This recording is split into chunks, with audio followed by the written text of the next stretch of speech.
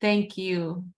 We're going to call this meeting to order now. It is 6:39 on July 24, 2023, and this is a public meeting of the City of Portland Police Accountability Commission.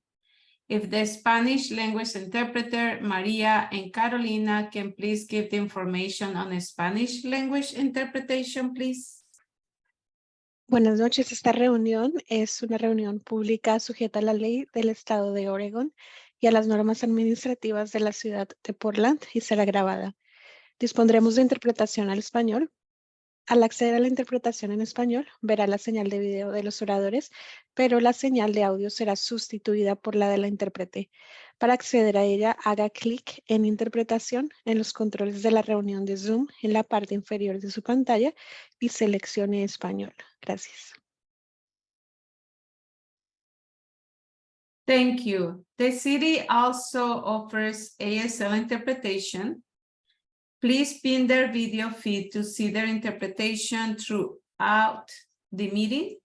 The closed captioning is turned on in Zoom as another means of assistance, but please note that this is an automatic captioning services and it is not always accurate. The city supports access to meetings of the Police Accountability Commission and can provide other language support as well. Please email in advance of future public meetings either as a response to a public meeting notice or directly to policeaccountability@portlandoregon.gov to ask for other access assistance, including interpretation into other languages.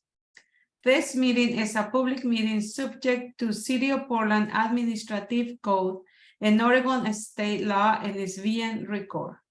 For this meeting, the chat function is enabled for commission members to communicate with each other. Members of the public will be able to ask questions using Zoom Q&A feature. As the commissioners are presenting or discussing things, if attendees have questions, please feel free to submit them through the Q&A. We hope to use this feature to help guide our conversation during the meeting and future meetings and agenda topics. We would like to be clear that not all questions will be answered during the meeting, but if answered, both that question and answer will be visible to you and will become part of the meeting record. To access this feature, just click on the Q&A icon in the middle of the screen. Now I will pass it to the co-chairs to do the land acknowledgement. That's me. Good evening, everybody. I'm Dan Handelman. I use he, him pronouns. I'm one of the three co-chairs of this new phase. The other co-chairs are Charlie Michelle Wesley and Simab Husseini, who are both here also tonight. This is our first meeting running the meeting, so we're excited to be, well, I'll speak for myself. I'm excited to be part of this, but thank you for putting your faith and trust in us to help guide us through this last phase. So this is the land acknowledgement that we use. It's the one that's on display at City Hall, and I've said every time I've done this that if I were doing this myself, I'd probably say something stronger, but this is what we've got. We acknowledge that the rivers, lakes, streams, and lands of the lower Willamette River rest upon the occupied territories of the Multnomah, Wasco, Cowlitz, Calumet, Clackamas, Chinook, Tualatin, Kalapuya, Molalla, and many other tribes. We recognize the many villages, traditions, cultures, and relationships that existed along the river since time immemorial. We recognize these tribes stewarded these lands and rivers since time immemorial for future generations. We recognize and undertake responsibility for the destruction of the river and land, of traditional food sources, sacred places, and multifaceted ways of life. We acknowledge the economic and social values that enabled the harm to the river, including systemic racism, classism, and other systems of oppression that perpetuated harm against Black, Indigenous, and immigrant communities along the river. With this acknowledgement, we commit to honoring and learning from the past and working towards a more equitable and sustainable future for the lower Willamette River. We commit to seeking solutions that acknowledge the inequities of past socioeconomic policies and the harm done to people and our relationships to these lands and waters. Thank you, Co-Chair Dan. Now we're going to review the community agreements.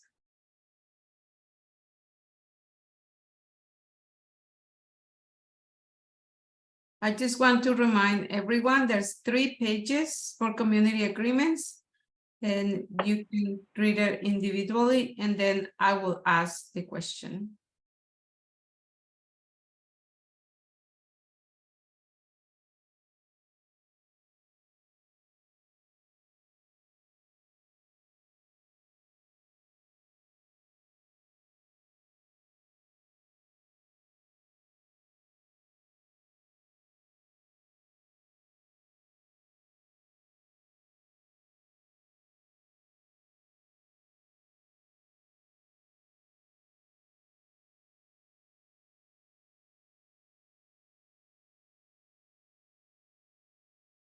Next page, please.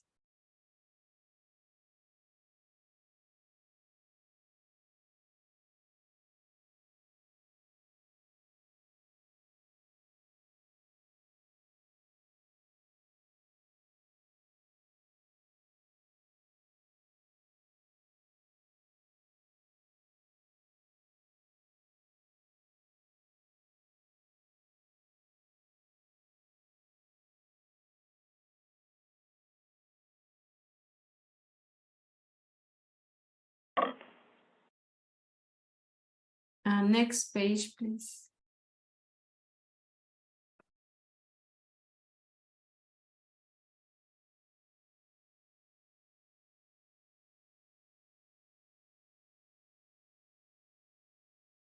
Okay, let me ask you the question. Do we all commit to following the community agreements for today's meeting and to gently call in our colleagues and collaborators if needed? And if I can show your hands. Thank you very much. Now I will pass it to the co-chairs to discuss the timeline.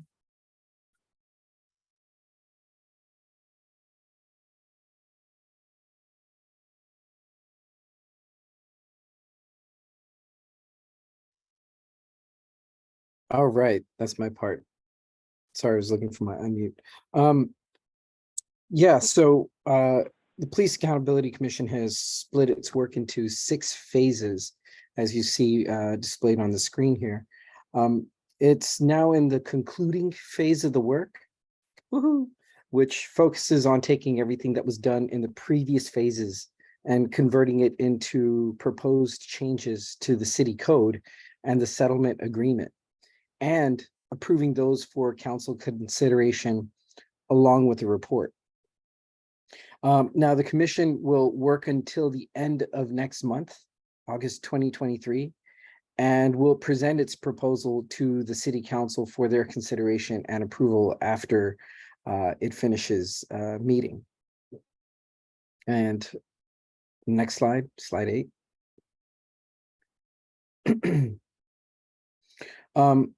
The outcome documents the Police Accountability Commission is creating this phase includes the proposed changes to the city code, proposed changes to the US DOJ v. City of Portland settlement agreement, which would allow for that city code to be implemented. Final reports of the Police Accountability Commission, which include explanations and rationales for the legal text, recommendations for the board's bylaws or bureau's policies, and recommendations to other levels of government, such as the city council. There we go. And this slide is the project plan for the concluding phase of the Police Accountability Commission's work. This slide is for members of the public to be able to understand how the commission gets from now through the end of the phase. The blue boxes are public meetings, and the pink boxes are consultations with the Police Accountability Commission's attorneys. Today's meeting falls into the blue boxes with the orange border located in the upper left of the screen, as you see. Now, following today, here are the upcoming meetings of the Police Accountability Commission we'd like to highlight. This coming Wednesday, the Police Accountability Commission will be holding a hybrid community information session. It'll be both on Zoom and in the Multnomah Arts Center from 6 to 8 p.m. Hope to see you there. The next full commission meeting is this Thursday, July 27th from 6:30 to 9 p.m. There are also planned meetings next Monday and Thursday from 6:30 to 9 p.m. And as far as reviewing today's meeting purpose, today we're going to do a preliminary review of the checklists of tasks required by the Police Accountability Commission. Checklist of tasks required of the Police Accountability Commission by the City Council.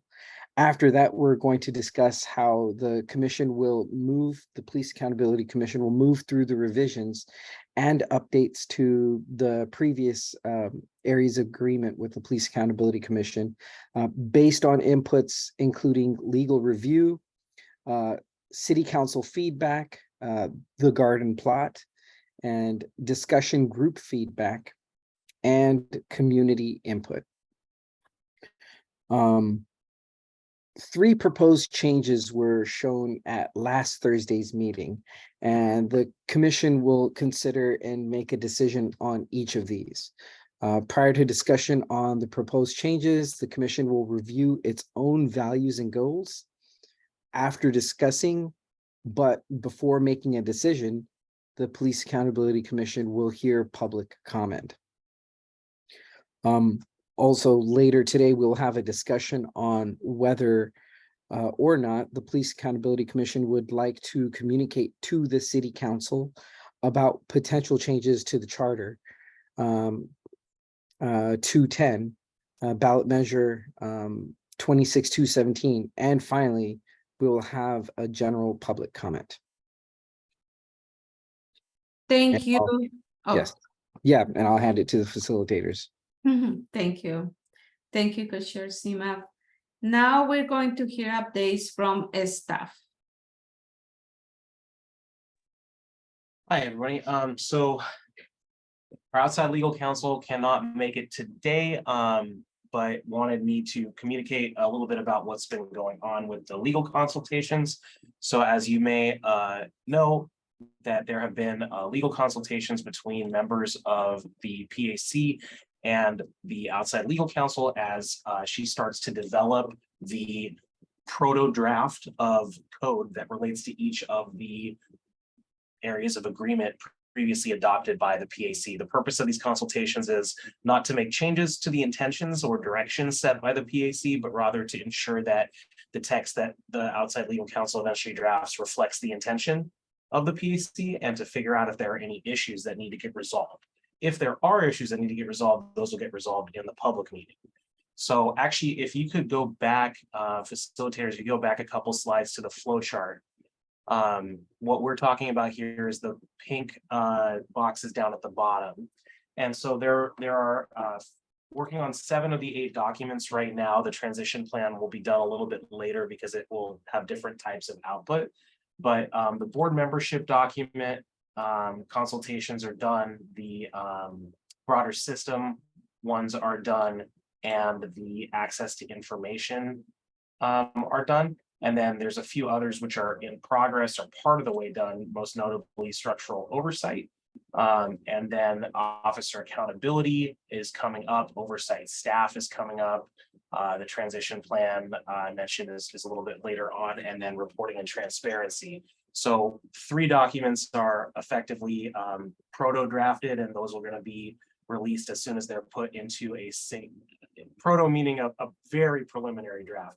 Those are going to be put into a single document with different subsections and released to the public as soon as they're comprehensive. As of right now, going area of agreement by area of agreement, there are things that might look like they're missed just because we haven't had the scheduled date arrive where members are interacting with outside legal counsel and giving their feedback on it. So that's essentially the process going forward. That will result in a final public draft of the city code package, which will hopefully happen in a little over a week and a half. Get that released, followed pretty soon by hopefully within a week from that of the draft settlement agreement amendment recommendations, as well as other requested documents of council. I think it's been stated that there may be, ordinances and things like that which are requested to help implement, in particular, the transition plan. So that's coming up as well. And then after that, there'll be a couple of weeks before to hear from the public on the final draft, to have members read it and propose changes, and eventually determine which changes they'd like to make and vote on the code package. So that's where we're at in the process of legal consultations. That's separate from the report process, which is going to follow along after everything we just talked about, but wanted to update that 3 of the documents, 3 of the 7 that are in progress are completed. 2 more are have had 1 session of legal consultations and have 1 left to go, and an additional 2 are yet to start in the coming days. So all of that is to say we're in line to have early August release of the public draft of the code package. Thank you. Thank you, staff. Now we are going to start, Next, staff will walk the PAC through the checklist of tasks. Please. Sorry, had a difficulty muting there. So I'm gonna share my screen. Just wanted to flag that ahead of time. So one thing that the commission has already seen is the garden plot recap, which was sent out in advance of, I want to say, the preceding meeting, and also this one. Some of the content area goes all the way back to internal processes, but everything that relates to the content is something that needed to be circled back to. Many of these items have already been circled back to, and some of them were just questions that were raised, and in many cases had answers that were figured out over coming meetings. So with that said, staff has been putting together a final PAC task list, which includes all of the different things that have been mandated by the city council for the PAC to do. And we'll kind of walk through some of these just as an example, but the goal is to indicate that the PAC is aware of what was requested by council, and in many cases has already done it, or at the very least written an area of agreement answering the question, and just needs to ensure that that answer is put into code. So with that said, a couple of these, this first tab is entirely from the charter.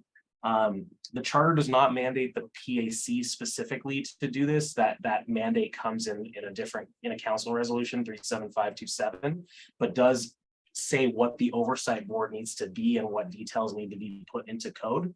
Some of them are very specific and clear. The final name of this board shall be established by city code or a term of years for a board member. And those have very specific citations here as to where the PAC has already done it in the, just for ease of fitting it into the cell, the area of agreement is abbreviated to a small o, the capital A, and where in the document that is. And most of these you'll see are flagged as either complete other than code text, which is to say, the PAC has already done it in an area of agreement. It's just that the code text hasn't yet been developed. A few of them are marked as something like in progress, where this text refers to general compliance. That is something that is being evaluated. There are attorneys evaluating everything from the PAC so far for that legal compliance. And so that the PAC ensuring that the oversight board is in compliance is something that's being worked on. So this is sort of where things are at here, and in some cases it's a pretty long excerpt. For example, what types of incidents of misconduct or allegations of misconduct can be investigated. So the first tab is the charter.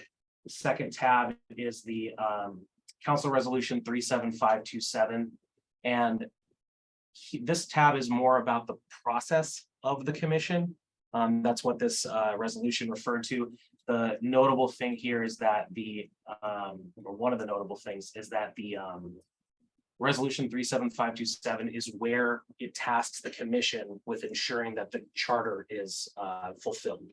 And that's reiterated in another document.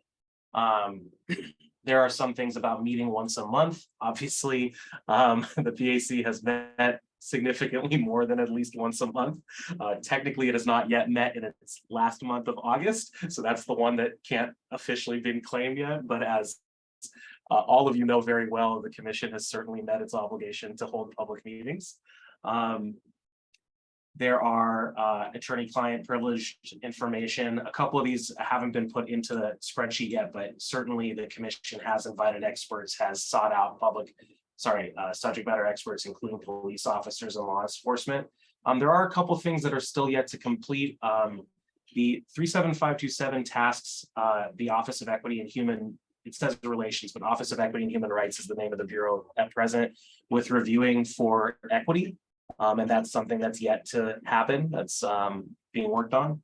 But just this is designed to give a status report so that things that are flagged like this can be done in time. So that's in progress at this point.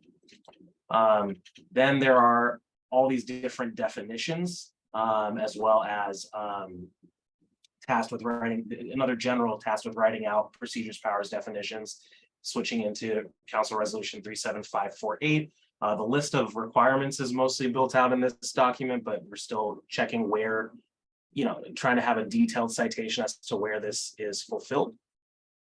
So just wanted to flag that. And finally, the garden plot, which I showed sort of the rough version of at the beginning of this process. We're trying to get an idea of not merely what the request was, that there was a request for how does the initial training work for the new board members, knowing where that was supposed to be, because often when someone has put something into the garden plot, that has been with the intention of circling back to it at a specific time, or the agenda and scope says this item should be resolved in a specific document.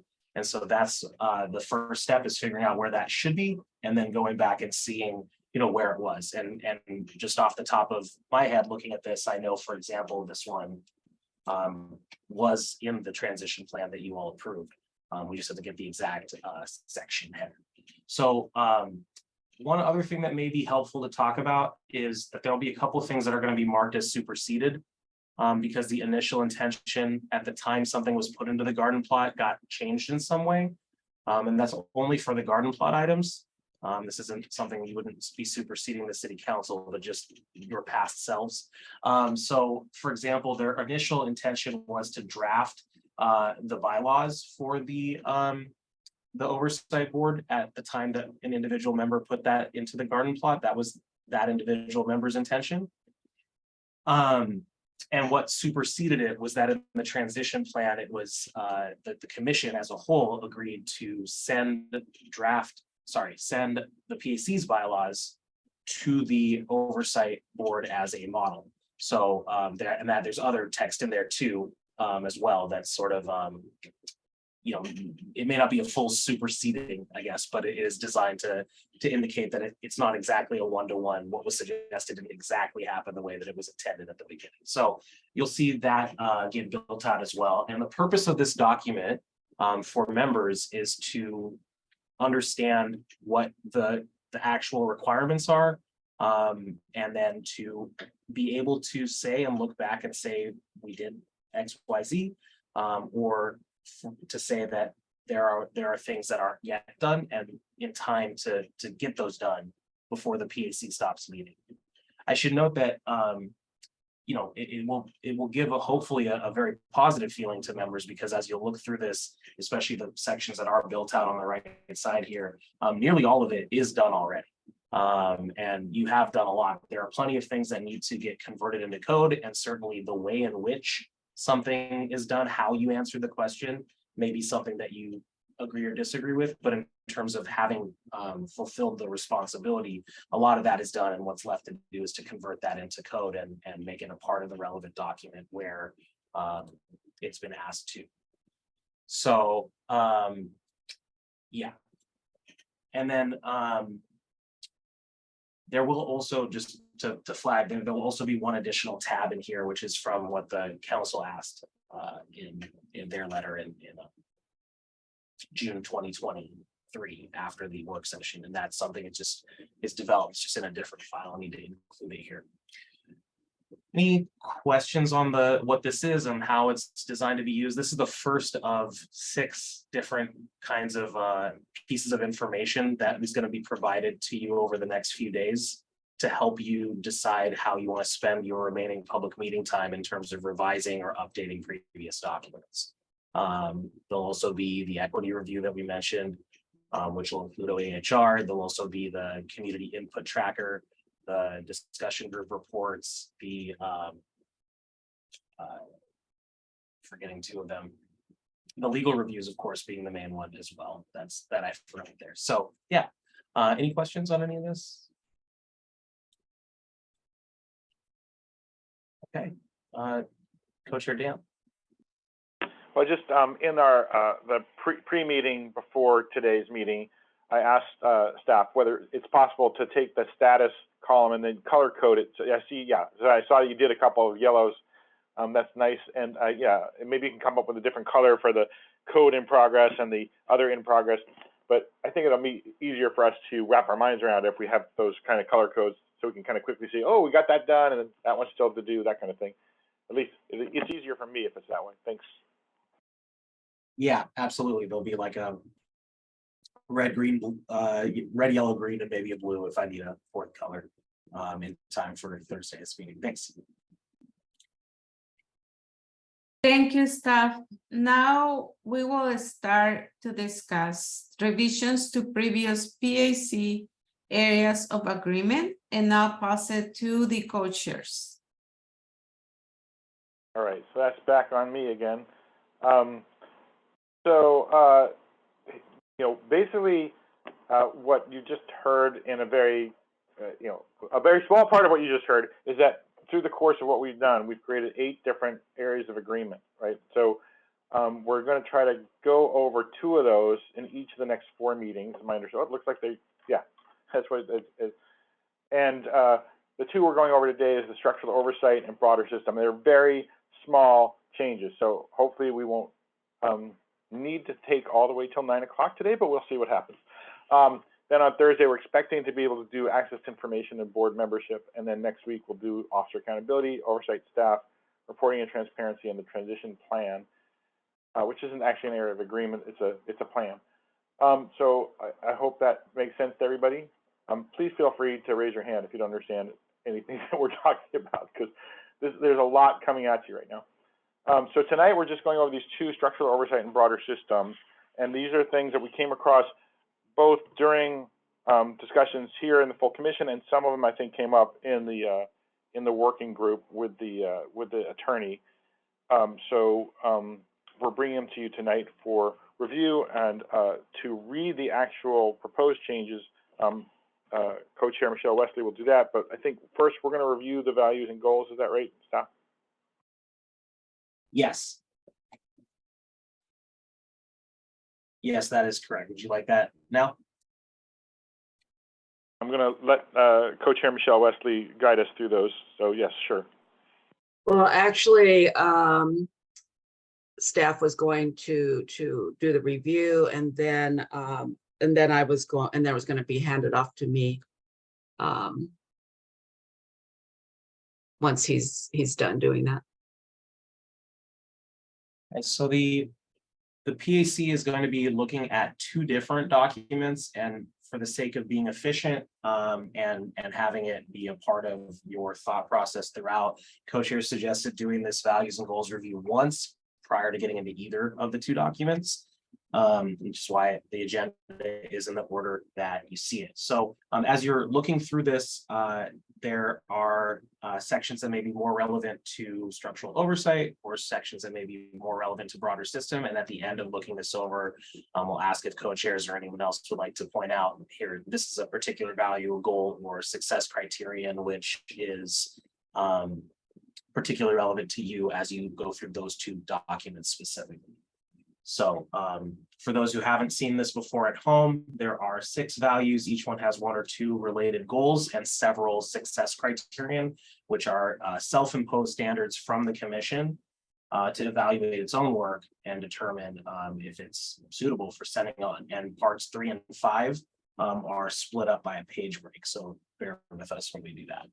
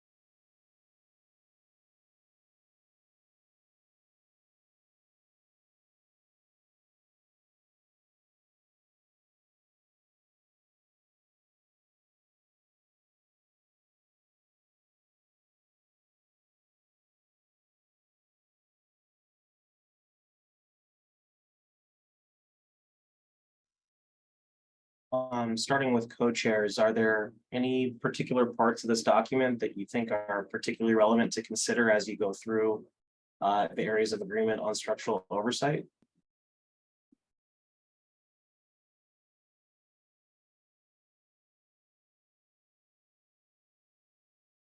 Co-chair. Yeah, Co-Chair Charlie. Hi, thank you. So I would really like to hear, if possible, from any of our commissioners that were co-chairs on the structural oversight committee, or committee members, and or co-chairs of the broader system as well. If any of these stand out in particular, before we go into the updates, revisions and updates. Thank you.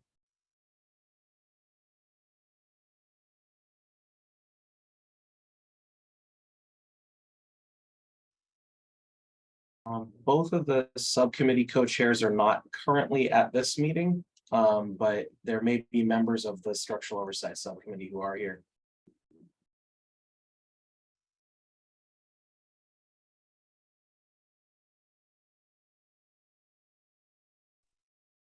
If not, then we can just proceed. And in terms of the subcommittee on broader system, those co-chairs are here. So maybe if either of them or any of the members or any member of the commission has thoughts for the ones that are most relevant to that particular document.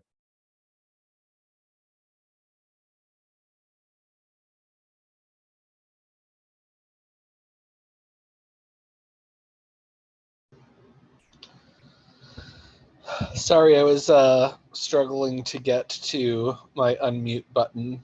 I mean, I think continual effectiveness is really the one that I keep coming back to for the broader system issue, is we want this to be able to operate in a way with regards to all of the other systems, and with regards to sort of being able to improve itself and improve the policies it is bound by, so that it will be able to continually improve and sort of maintain and hopefully increase its efficacy over time. So that's really where I landed in terms of how I was thinking about the broader systems conversation.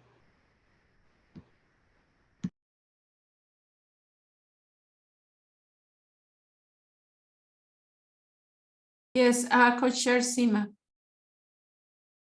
Yeah, I've always been in alignment with Commissioner Lewis on number 6.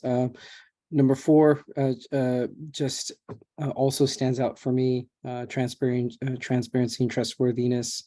It is essentially what the community actually needs. And it's the reason why accountability is so important. And so being able to make sure that this resonates when we're working within broader systems. I know that we've had partners and groups within the city that convene and had provided vital feedback for us. And I want to be able to make sure that, you know, that feedback was beneficial, strong, as well as, you know, understood that, yes, that transparency and trustworthiness allows us to be able to maintain the work and the momentum and gain a semblance of accountability, at least begin that process. Thank you, Co-Chair Sima. And the only thing that as staff that I'll highlight here is that members did discuss quite a bit of the what is it? Apologies, totally lost where it goes. Reducing overall violence and ending impunity were the two that came up pretty frequently in the substructural oversight document as well. So stop here. Thank you. Thank you. Now I will pass it to the co-chairs for 1 or 2 minute walkthrough of the proposed updates to the areas of agreement on structural oversight. After that, yes. Sorry, go ahead. After that, we will review the discussion guidelines and then start the full group discussion. Co-chairs, go ahead. Right, so what we're going to do is first I'm just going to say generally what we're doing, and then Co-Chair Michelle Wesley will read the actual proposed text.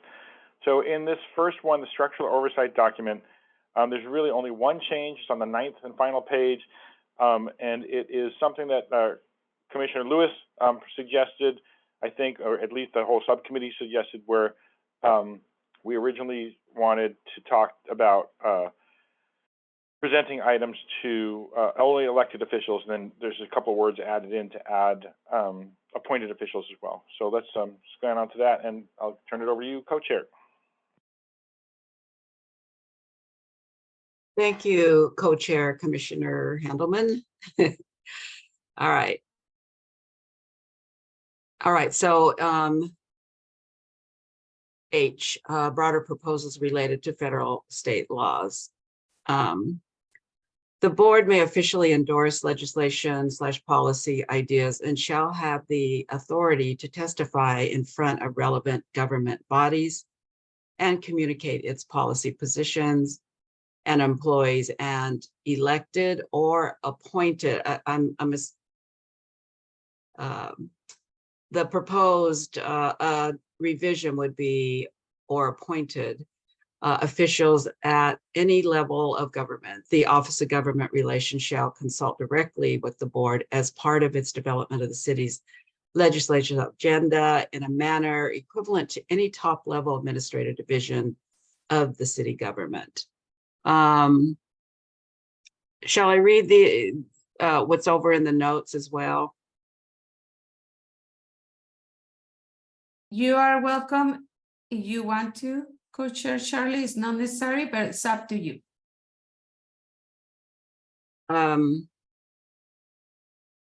Well, I might as well. The co-chair's proposed change reflects comment from Commissioner Casey. Did you already read that, Dan? I sort of summarized it. You can read it. Okay. Commissioner Casey, during consideration of the then draft areas of agreement on border system, that appointed officials may also be the best people for the oversight board to communicate with, such as the State of Oregon Law Enforcement Standards Commission. Thank you, Co-Chair Charlie. Now we will move to discussing the proposed changes to the PAC areas of agreement on the structural oversight. As we go through, we address proposed changes from co-chairs as well as from other members received in advance. The subcommittee can also make new proposed changes in the text. After that, we'll move into a decision-making process and approving proposed changes. We ask you to follow our normal discussion rules. Please be brief each time you speak, even though you can speak multiple times. Please be facilitator and remember that we use a weighted stack in our discussions. Finally, please be forward-looking in your comments. Who would like to get started?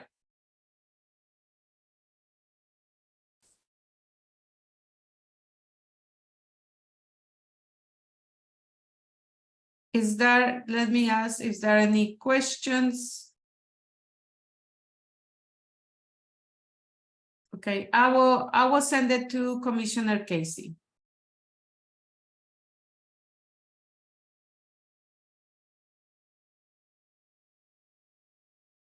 Oh, I need to ask the question. I forgot.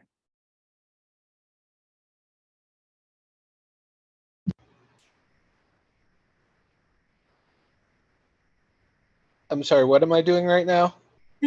I'm sorry, maybe it's yeah, I need to go with you if you want to speak something about it. If you don't need to, but just in case you want to say something because you were the one who proposed the change. Oh yeah, no, I think the co-chairs, as they were going over it, covered it pretty well. I just wanted to make sure, basically, we want to make sure that this body has the latitude to advocate in whatever spaces will make it most effective.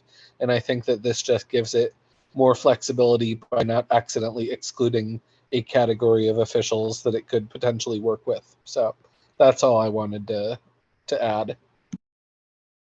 Thank you, Commissioner Casey. Co-chair Dan? Yeah, so I just want to, I know we've been at this for a long time. We have like 5.5 weeks left or something to finish all our work. But if there's anything else that you come across as you're reading through these documents, you know, we should revise this to make it the best we can. And I know there's a saying that perfectionism is a form of white supremacy, but we're working a white supremacist system. And if we aren't specific enough, they're going to take our omission of something like this, something small like this, and say, well, you can't lobby appointed officials because it only says elected officials. So just kind of bear that in mind as we go through all of the documents. Thanks. Thank you, Co-Chair Dan. Is there anything else? Any questions, comments, edits?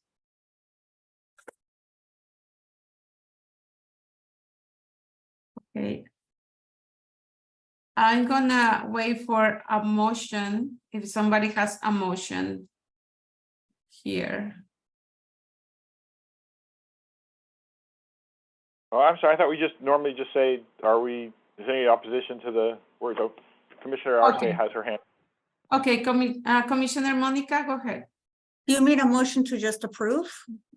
Yes. Yeah, sure. Can we just, I think like Dan was saying, we should try and use the same process we were using before, just because that's what we're used to, and we can just go through the changes quickly so that we can. Yes, thank you. Right. And what I will do is a strong opposition to taking this motion. adding the change? I don't see any. Okay, is there a general agreement to take in this motion and make the change? Thank you. Then we can. Okay, so I think that we're ready for the other document now. Yeah, before we go to the document, it's 7:24. Let's take a short break and come back at 7:30. Thank you. And I'm sorry, but I wanna go back to the document to make sure that everything is clear. I know we approved the changes, but I wanna ask, is there anything else? And then if everything is clear, we need to go to public comment before we go to the next document.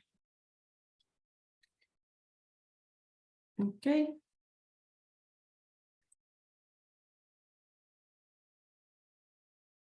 Is there any additional discussion on the document or on the changes? And I'm gonna ask the question again, just to make sure that everybody is very clear. And I'm sorry if I make it confusing. Is there a strong opposition to making the changes that was suggested to this document in this area?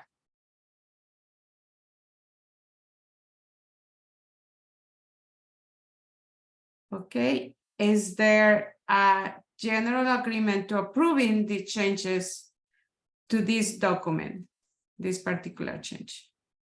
Thank you, now it's clear. Thank you very much. Can we move on to the public comment? Yes, thank you. Okay. The commission has completed discussion on the document. And next on the agenda is discussing whether the commission should approve the proposed changes to the areas of agreement on the structural oversight, with all the changes we have made today incorporated into the text. There is a potential agreement document that was circulated that gives some context to this decision. Before seeing if there is a consensus around approving this document, we're going to hear from the public. Then we ask if members want to make any final tweaks and finally move into the PAC making a decision. We're going to invite the public to make comments about this document. We ask members to the public to keep their comments to 3 minutes in length and keep their comments focused on the draft document. You can raise your hand in Zoom when you like to be called on.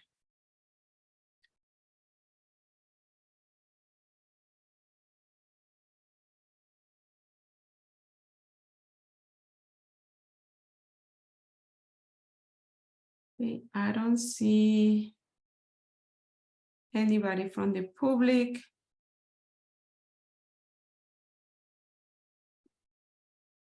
Okay, thank you.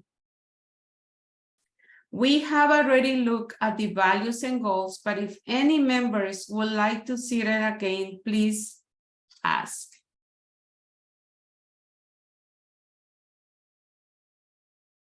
No? Okay, thank you. Will any of the members of the commission like to revisit any portion of the proposed changes to the areas of agreement on the structural oversight?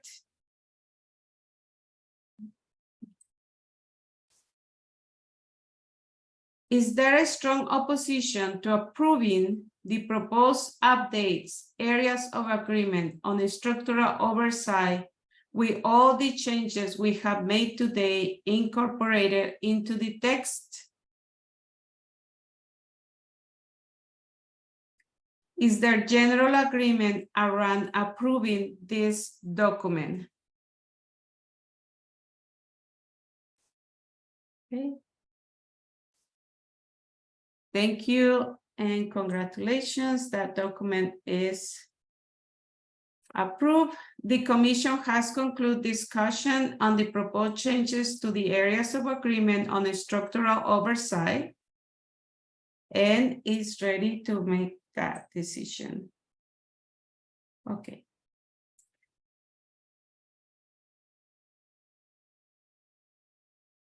Are we ready for the next one? Yes. Okay, so the next document, so it's 1 out of 8, folks. It's 12.5% done. All right, so the proposed revisions to the broader system document, there are only 3 of them that I saw, although I was asking in the chat if the numbers are highlighted. I think those got rearranged because we moved some of the text that was repeated over and over again into the introduction paragraph. But I don't know that I think we usually don't have to vote on renumbering. So I don't think that's worth it. Maybe staff, can you clarify that? Yeah, you don't need to. You can ignore the yellow highlights across this particular document. For example, there's a C5 here, right? That's just a flag to come back and get that to C4.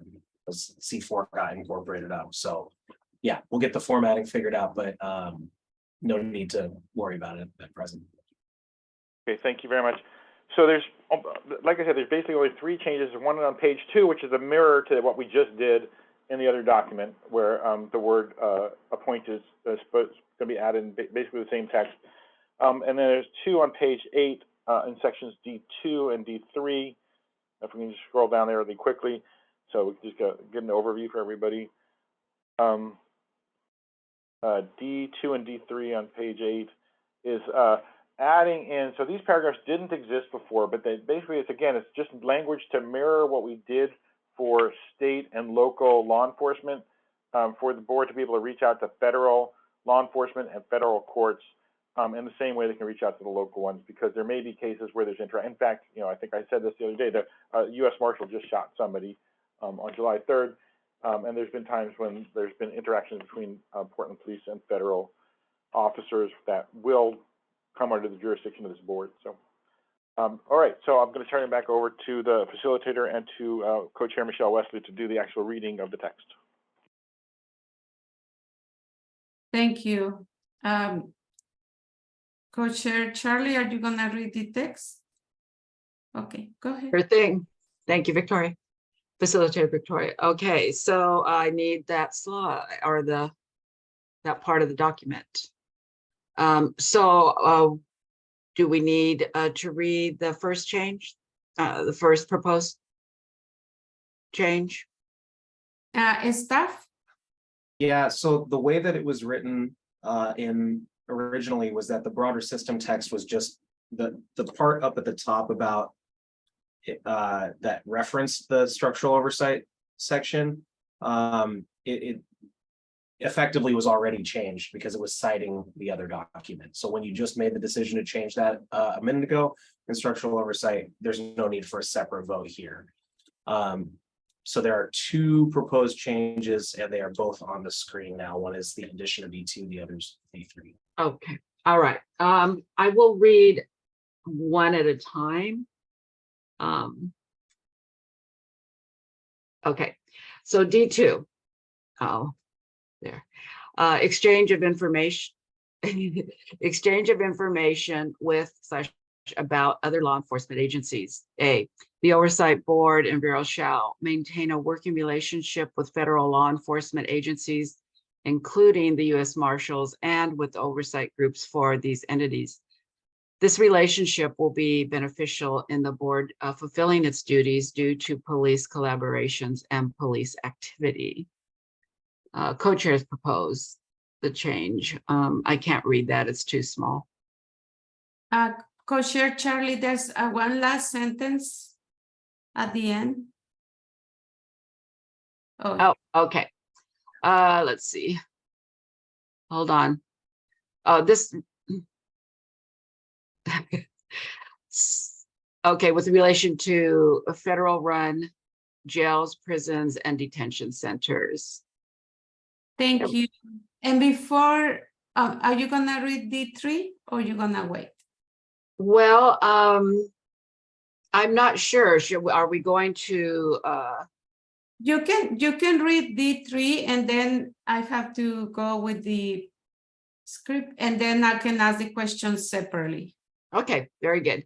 All right, D3, support a federal court consideration of cases involving officers or incidents subject to complaint. The board shall collaborate to the extent allowable under the law with federal courts and prosecutors, including information sharing where appropriate. To ensure officers' constitutional rights, in no case shall compel testimony from officers be transferred by the oversight board. Thank you, Co-Chair Charlie.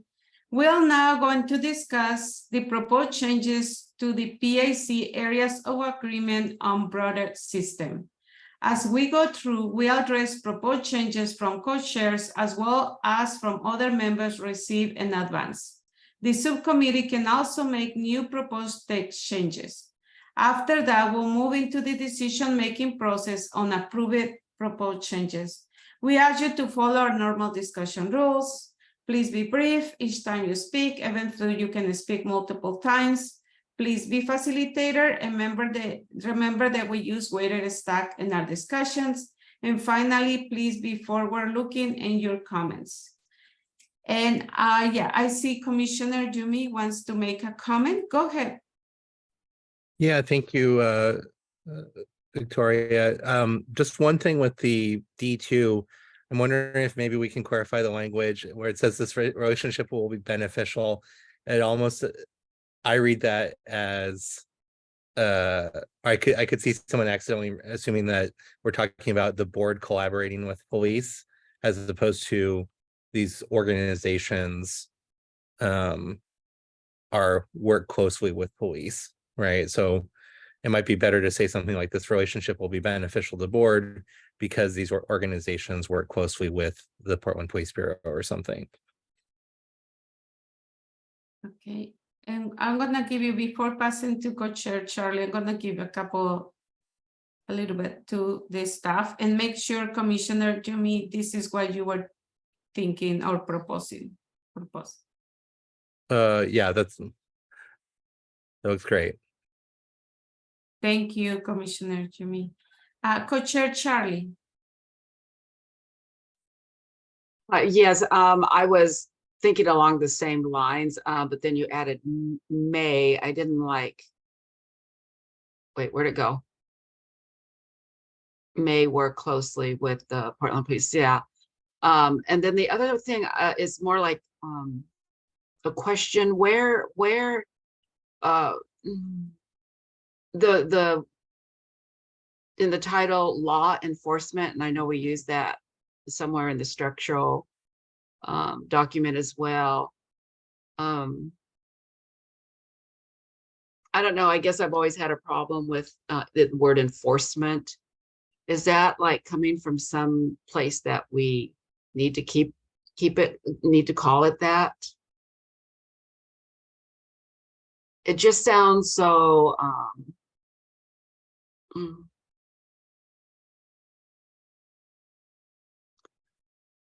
it reminds me of the brutality that comes with enforcement.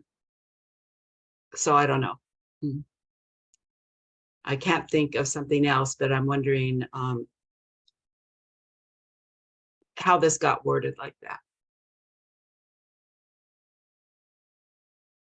Thank you, Co-Chair Charlie. Is that okay if I pass it to Commissioner Yumi?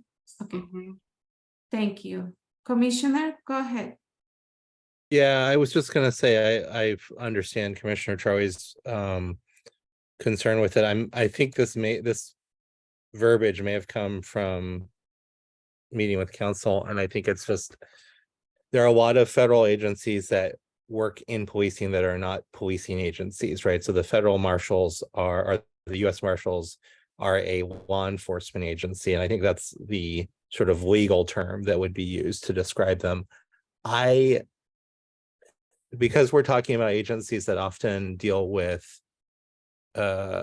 apprehension or incarceration or whatever, I'm unfortunately hard pressed to think of a substitute term because these are typically not policing organizations, right? Like I guess maybe DEA would be a policing organization or the FBI would be a policing organization, but most of them are enforcement of some sort. One other just minor note is I think this is fine, but Commissioner Dan or someone who has a more careful eye for this than I do might want to weigh in on whether or not we need to emphasize the last part of the struck paragraph, which talks about federal run jails, prisons, and detention centers, because those are potentially not law enforcement agencies, they're carceral agencies. So I'm not an expert on that part of the verbiage, but we might want to have something in there that speaks to that. And did you have a suggestion, Commissioner Jimmy? Let me think for 1 second here. Including, I'm just going to say this out loud to make sure it makes sense. The Oversight Board and Bureau shall maintain a working relationship with federal law enforcement agencies, including the U.S. Marshals. I guess I would say including the U.S. Marshals or any federal run jail, prison, or detention center, and with the oversight groups for these entities.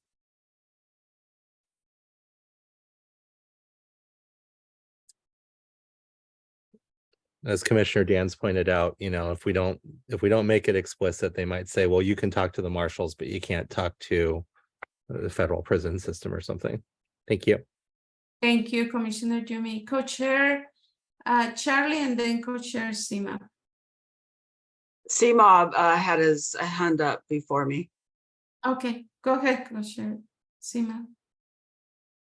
Yeah, again, as Commissioner Delgado said, that, you know, definitely understand and empathize with what is projecting when we say law enforcement agencies. Oftentimes we're looking at an unaccountable system, which is the reason why we're here. So oftentimes when it comes to enforcement, it is historically and presently still done with a heavy hand. But the goal is that there's enforcement done, but something that's that creates a balance and care for the community that it's supposed to serve. So if we were to look at it in a hopeful aspect, I think we're still dealing with the same terms, but just trying to revise it. At the moment, it's more of a standard way of mentioning governing bodies that are responsible for enforcing what is law. And while those standards can hopefully someday get shared within community-based systems that will have better attention for communities and better serve communities in need, I think this is currently the definition that we're stuck with. Thank you, co-chair Seema. Co-chair Charlie? So back to the this relationship will be beneficial to the board because these organizations work closely with the Portland Police Bureau. Do they always work closely with us, or I really wanted that word may work closely with the Police Bureau, and that even makes me uncomfortable, but it's better than not putting the word may in there. Thank you, co-chair Charlie. Commissioner Catherine? I wonder if we could say something like the board shall maintain a working relationship to the extent it is beneficial to the board's mission, something like that, or to the board's oversight work for police accountability, something along those lines, because I think that we're all kind of having a problem with that last sentence because of it's conclusory that it will be beneficial, and that those kind of get into the kind of collaborative arrangements that many of us have opposed in the past. So that's my 2 cents. Thank you. Thank you, Commissioner Catherine. Commissioner Co-chair Dan, and then staff. Well, I'm predicting one of the things staff might be saying is that some of this language is reflected in other paragraphs, so we might have to go back and revisit those. And for that matter, the word collaborate actually appears in D3 and in many of those mirrored paragraphs. And that's another word that rubs me the wrong way, just in terms of the intent of what this board's supposed to do. So I was thinking that for in those places where we're talking about collaboration between the board and law enforcement, I'll get back to law enforcement in a second, that we should say the board shall interact as needed to the extent allowable by law instead of collaborate, because I you know, collaboration just kind of has this connotation that bothers me. And you know, maybe we can do one of those things where it can be universally replaced without us going through every instance of it. As far as law enforcement, those words appear in the charter amendment, and that's with regards to who can't serve on the board. And we've spent a long time defining what we meant by law enforcement, and we did have all kind of a broader interpretation than just police for that.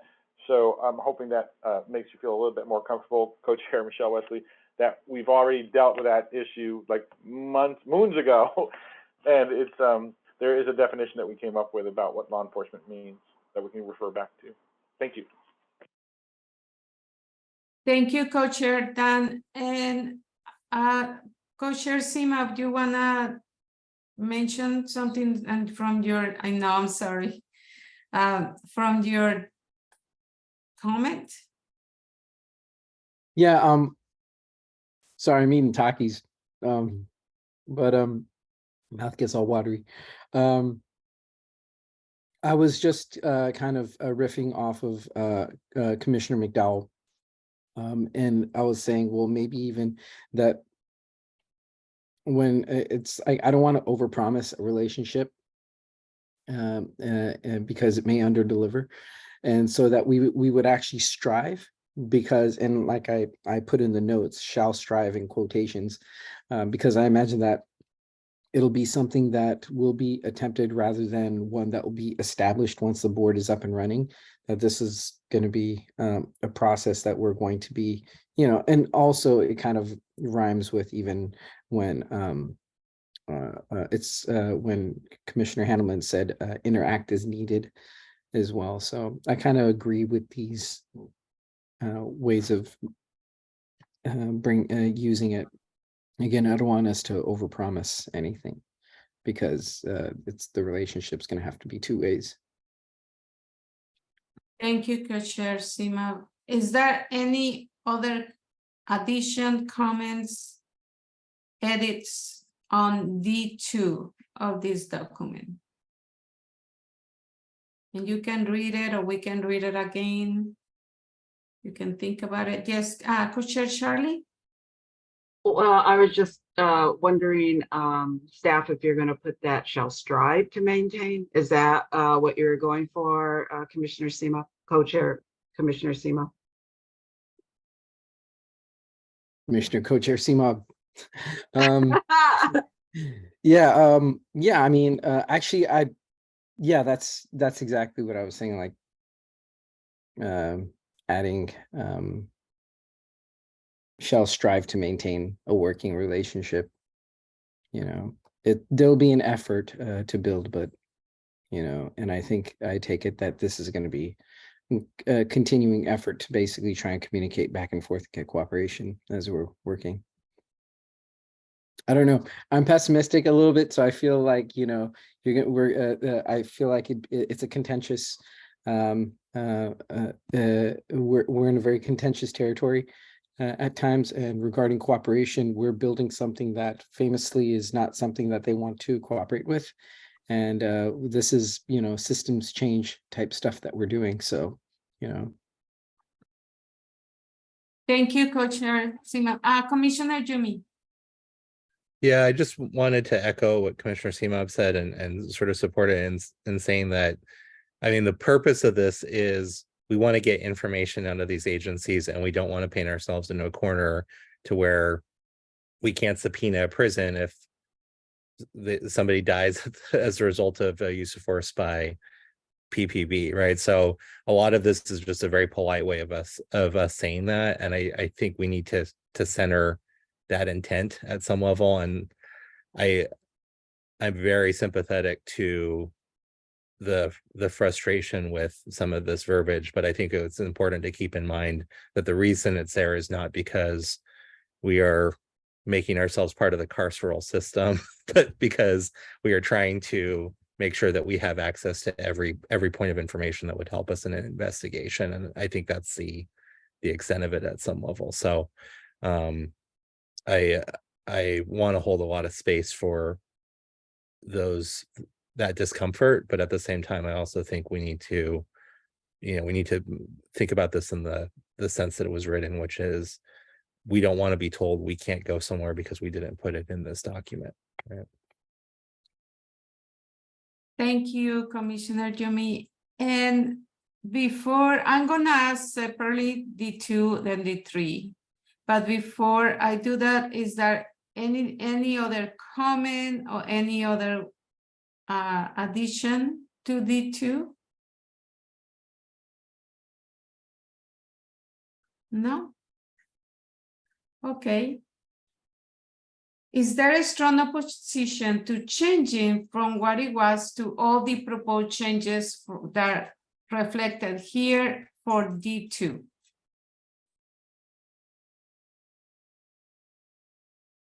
Is there a general agreement to changing from what it was to all the proposed changes? Thank you. Can we move on to D3? Thank you.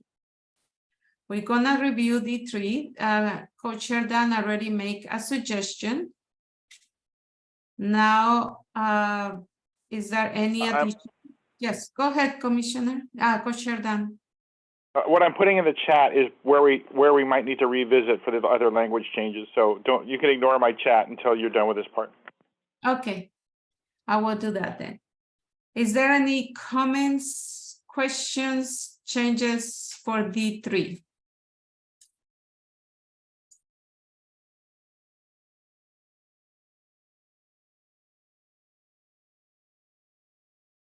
I don't see any hands.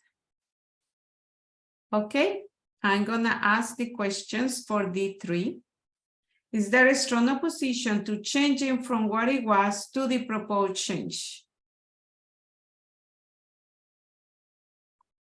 Is there a general agreement to changing from what it was to the proposed change?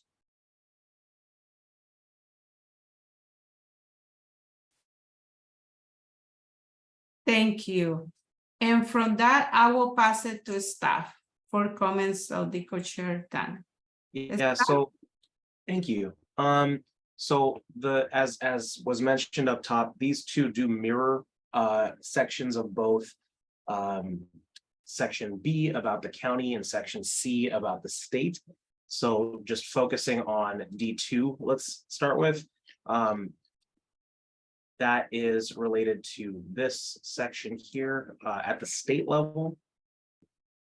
And then separately at the county level, don't recall, there is a, I think that might B2. be, yeah, thank you. Here. So, and then, and so I would just suggest if it's okay with members to just effectively apply the structure of the new D2 to those, and then I can type it up to show what it would look like if that's of interest. And then similarly for D3, that in C is C4, and in B is there's a B1A.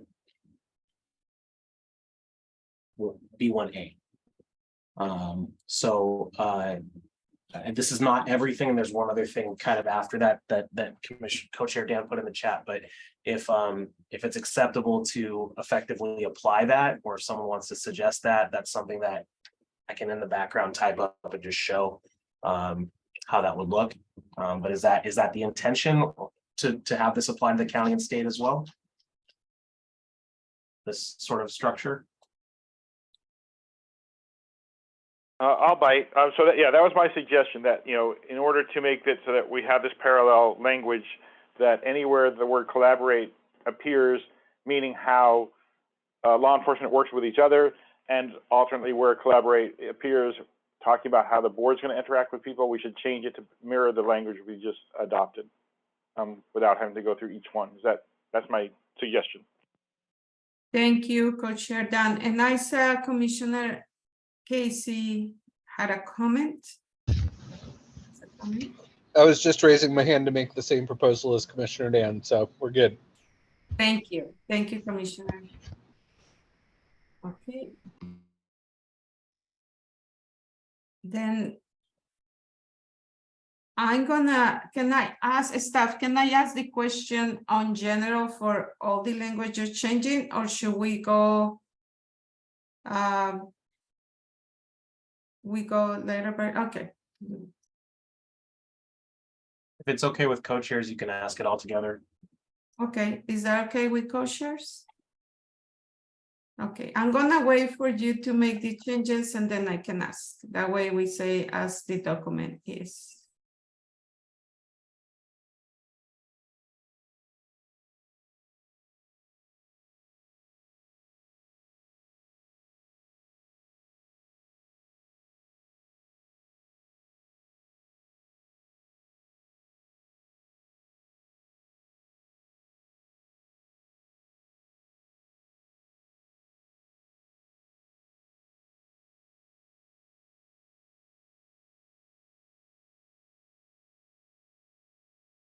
Okay, so for what was just added as D2, and again, this lower part is crossed out, so we're really just looking at through the word entities here. That would be changed in the county side of things. Of course, in B2 to this. And then at the state side, it would be here. And it does drop onto the next page briefly.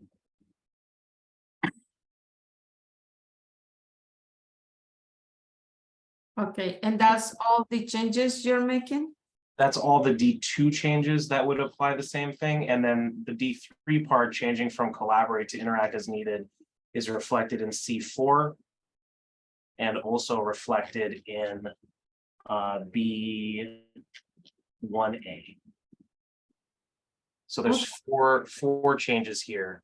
And I recognize there's one piece missing from Co-Chair Dan's comment, so we can circle back to that afterwards. I haven't caught it yet. But I can, or we could do that now if you prefer. We can do it now, that's fine. That way we can approve.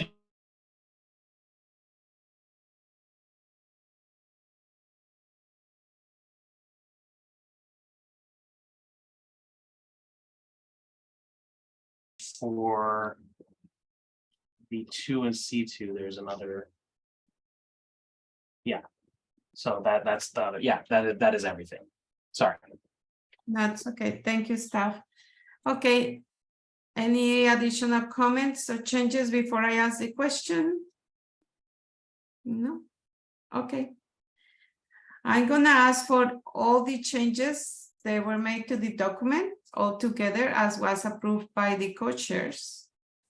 Is there a strong opposition to changing from what it was to all the proposed changes that D2 and D3 affect on the document?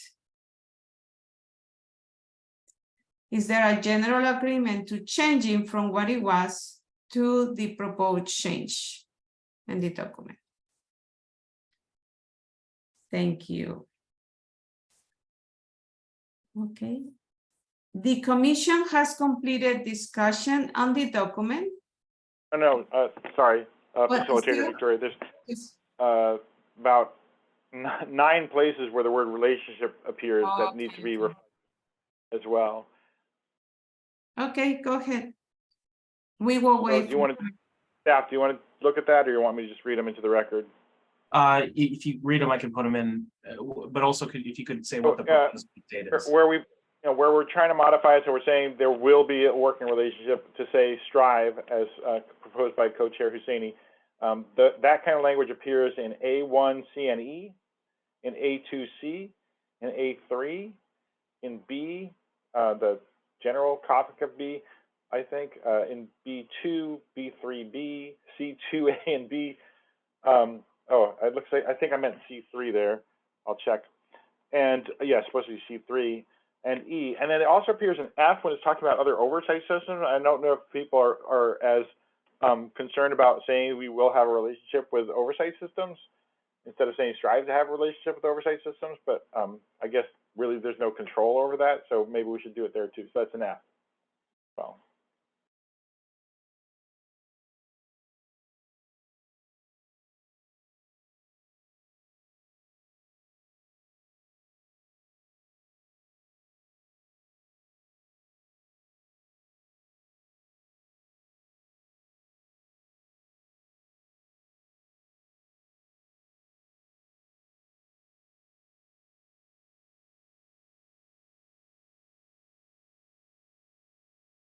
So this one has assist with already. And might be worth looking at it grammatically, a slightly different formulation, not agreeing or disagreeing with the idea just in terms of grammar there, B3B, but I'll get the other ones real quick.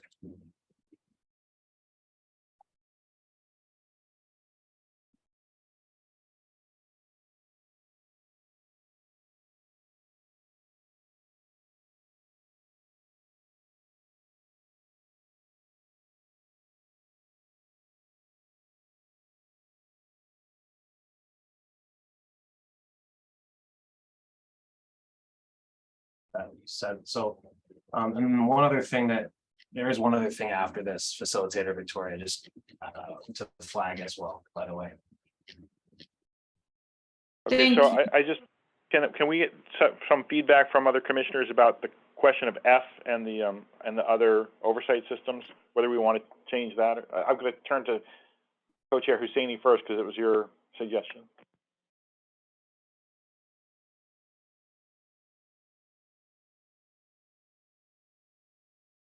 Oh yeah, all the way at the bottom and F, yeah.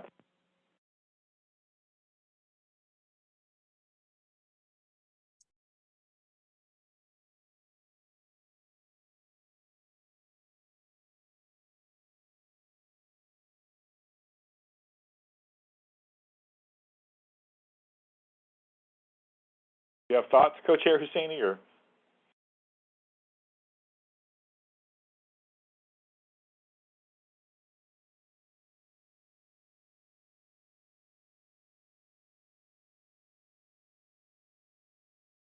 Sorry, I lost audio and things just kind of went a little bit on the fritz over here.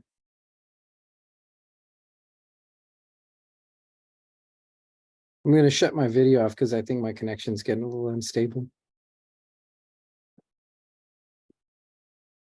Are you aware of the question I was asking? There we go. Now I can see the screen. So were you aware of the question I was asking, which is whether or not you want to say strive to in paragraph F, which has to do with other oversight agencies? Oh, okay, there we go. Yes. I think that would also make sense. It's good continuity there.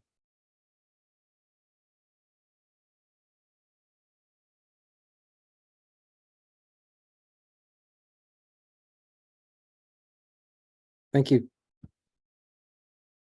Thank you, Co-Chair Sima. If it's okay for the co-chairs for me to ask for all these changes at the same time? Thank you. Okay, let's do that. Is there a strong opposition to changing from what it was to all the proposed changes on the language of this document? Is there a general agreement to changing from what it was to the proposed changes?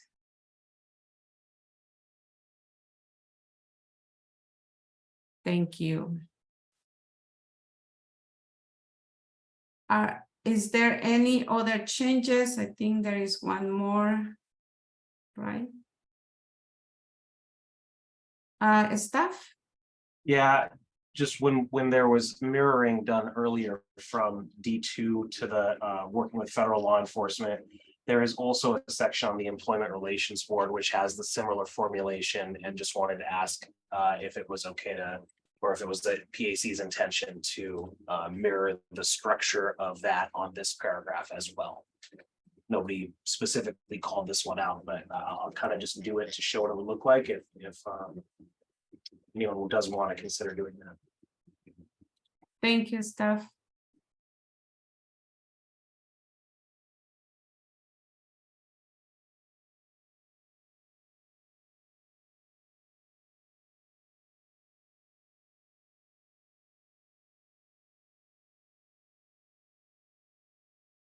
Staff, do you want to say something else? No, you're writing, and co-chair Charlie approved that change too.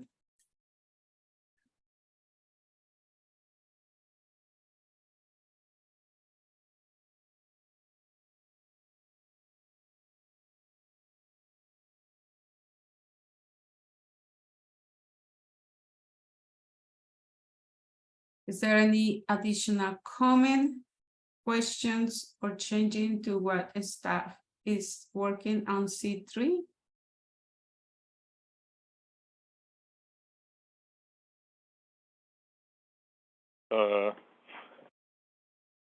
Yes, Commissioner, Co-Chair Dan. I think that last change that staff made where the subject of the sentence got moved to the end is troubling to me. So I think it should say staff to remain in a working relationship with the State Employment Relations Board, and then all the other stuff follows that.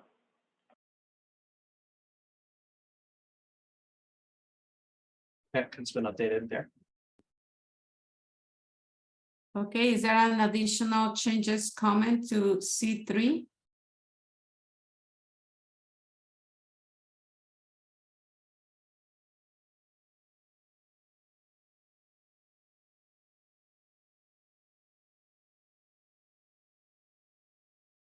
If it's okay with co-chairs, can I ask the question to approve the changes? Thank you. Is there a strong opposition to changing from what it was to the proposed changes for C3? Is there a general agreement to changing from what it was to the proposed changes for C3?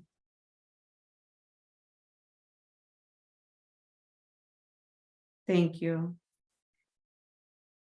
Is there any other additional changes to this document? Or can we move on to the next steps? Can we move on?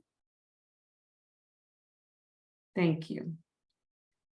The commission has completed discussion on the document, and next on the agenda is discussing whatever the commission should approve the proposed changes to the areas of agreement on broader system, with all the changes we have made today incorporated into the text.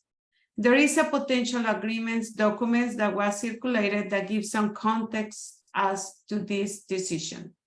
Before seeing if there is consensus around approving this document, we're going to hear from the public. Then we'll ask if members want to make any final tweaks, and finally move into the PAC making a decision. We ask members of the public to keep their comments to 3 minutes in length and keep their comments focused on the draft document. Please, members of the public, if you want to share, please raise your hand in Zoom when you like to be called on.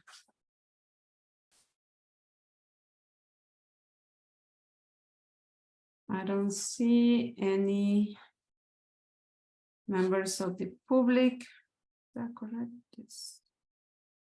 No. Okay. I will move on. We have already looked at the values and goals, but if any members would like to see it again, please ask.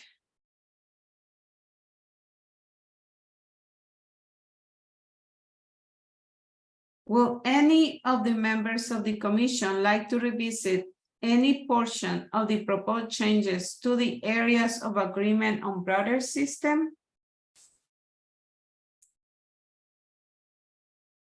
Okay, then I'm gonna ask the question.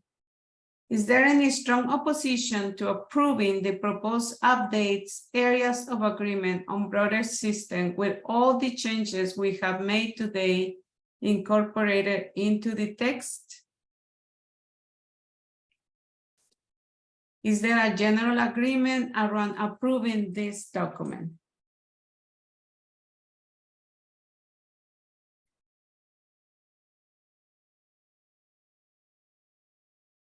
Yeah. Thank you. Congratulations. This document is approved. Okay. Now, the next item in the agenda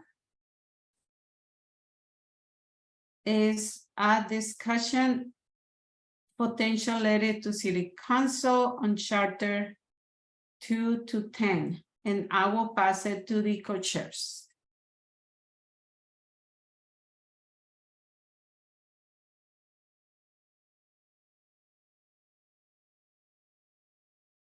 Greetings. Let me get my bearings over here. Yeah, so basically what we're going to do is we're going to be having a discussion on the possibility of communicating with the city council about the charter section, which authorized a community police oversight board. This charter 2-10, which was approved by the voters with 82% in favor of ballot measure 26-217 in November 2020. Now, in order to issue a statement, there's a process in the Police Accountabilities Commission's internal process document. And so, as highlighted there, first, the PAC would propose that that we take specific position, which could happen as early as today. Then the project manager would work with co-chairs to develop a draft for the Police Accountability Commission to consider. Then at a future meeting, possibly as early as Thursday, the co-chairs would propose that draft to the Police Accountability Commission. The commission would or could adjust to eventually approve it. And then the commission would make that statement to the public and or the city council. So before we start the discussion, we'll pass it to the co-chairs. And yeah, I guess, let's see. Thank you, Co-Chair Simap. And before that, I just ask you to follow our normal discussion rules. Please be brief each time you speak, even though you can speak multiple times. Please be facilitator and remember that we use a weighted stack in our discussion. And finally, please be forward-looking in your comments. Co-chairs, would you like to start the discussion? Co-Chair Dan, go ahead. So that was kind of a vague introduction. Just to be really specific, the idea would be to have a letter that asks the city council not to make any proposals to amend the charter that was the charter section that was approved by voters in 2020. Because we've heard some murmurings that that might be something that's on their minds, not only from lately from media articles, but from some of the hints they were dropping at 2 meetings that we had in front of City Council last month. So, actually, it was 2 months ago now, right? It was May. Well, it was even mentioned in an article, right? Yeah. So it's in the news articles and in those meetings that we had. And my suggestion has also been that because one of the main focuses of these discussions has been the concern about 5% of the police bureau's budget going to this oversight board, that we should include some kind of narrative version of the spreadsheet that we had about how much money it's going to cost to have an agency that does everything that's envisioned by the charter, to have all these investigators, to have advocates, to have some modest very modest compensation for the board members, et cetera, et cetera. So without going into the details of the spreadsheet, which apparently are problematic in many ways. So that's the general idea, is to have a letter like that. So please discuss, unless Co-Chair Michelle Wesley has something to add.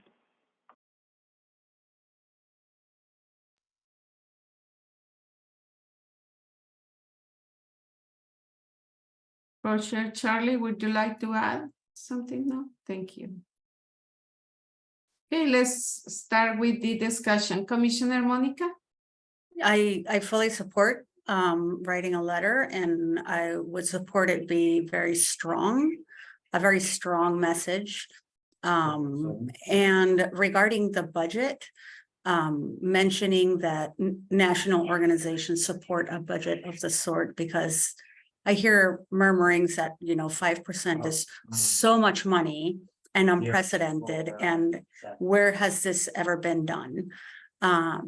And I think we should mention NACOL as experts in this, and that's where that number comes from. Thank you, Commissioner Monica. Any additional comments or questions? Yes, Commissioner Christian? Yeah, I just want to say I totally agree with Commissioner Monica on that. Especially the part about the discussion around the 5%. Because I remember I was in one of those council meetings, and I remember they were a little bit taken aback by that, which at the time I was a little surprised by. And I feel like continuing that conversation on our end would be really useful, definitely. Thank you. Commissioner Catherine? So I guess I just want to think about, or just would like to have some discussion about what is most effective in terms of conveying that. Is it most effective to convey that as we submit our materials in a few weeks? Is it most effective to do it now in the wake of the controversy around the city charter changes around the form of government in Portland? I guess I don't really know. Those political questions are not in my area of expertise, but I guess I just would raise those for a discussion to see if anybody has insights on that. I totally agree that I mean, those articles made me so angry. I mean, the city council wrote the measure and referred it out to the voters, and now to be backtracking from it seems, after charging us with implementing it and having us work hard, it just is totally maddening. So that's one piece I'd like to have a discussion on. The other is addressing the issue around the Commissioner Rubio issue around inquiring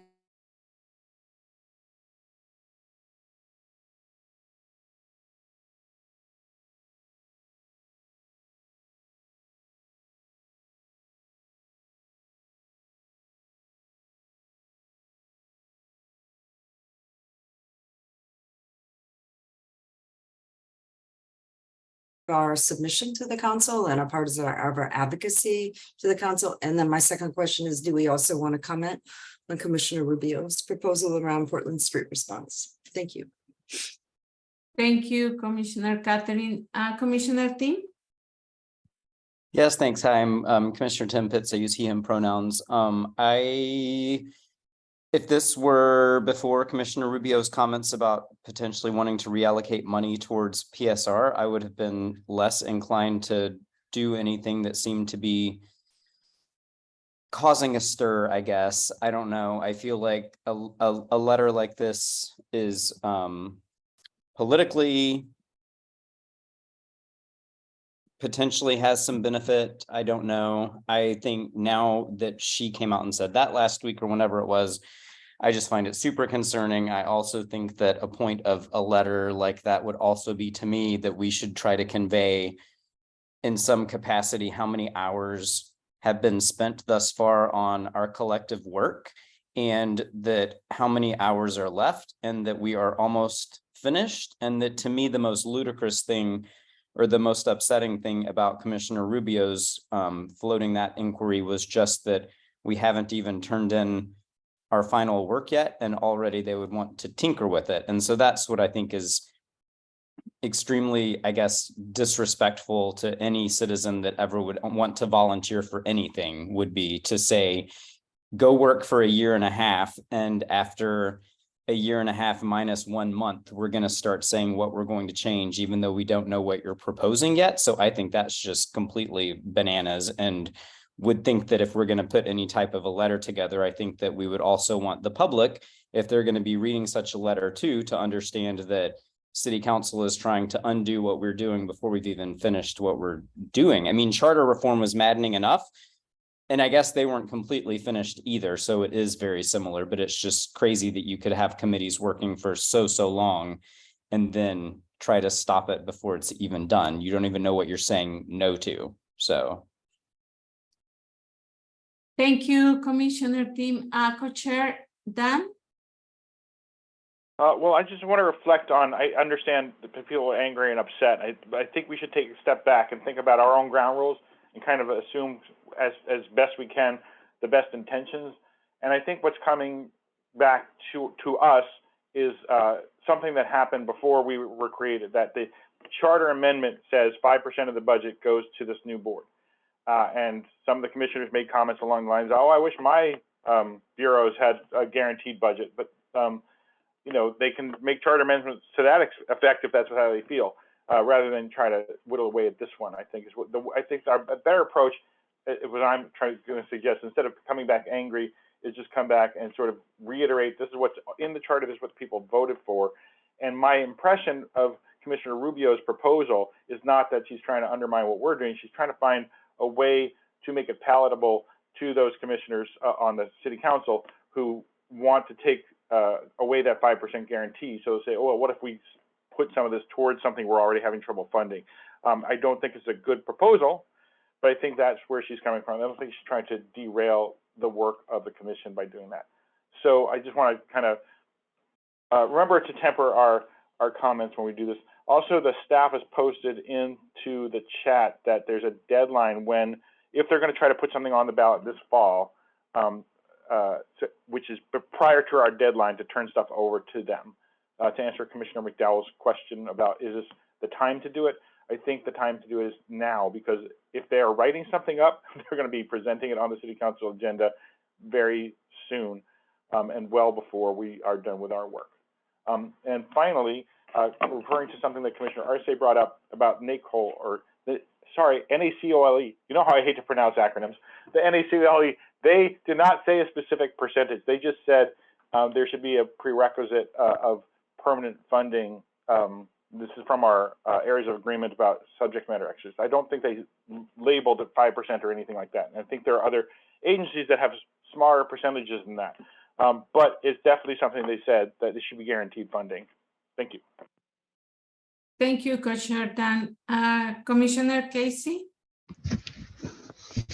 I agree with Commissioner Dan on tone. I think that sort of phrasing it, as much as I think many of us are feeling some anger around this, having sort of a more gentle approach right now, and basically saying, like, you know, we are the people who've been doing this work. We've been hearing these things. Here's what we recommend. We would appreciate if you wait to give our proposal sort of a full vetting before you start thinking about making any drastic changes to the charter. And, you know, we think that we have done a lot of work to create something that is going to be very effective and very, you know, is going to reflect the will of the voters, which is what you asked us to do and what you have repeatedly asked us to do, and what Commissioner Gonzalez basically based his entire meeting with us on, was he said, I want you to have fidelity to the will of the voters. But again, we can say it in a very, like, you know, this is what we understood our charge to be, and that's what we've done, and we are asking you to sort of give it its full airing. I think we will have an opportunity, if things do not go the way we are hoping to go, to get on our soapbox a little more and express our feelings about that. But I do think maybe it makes a little more sense to be a little more circumspect right now.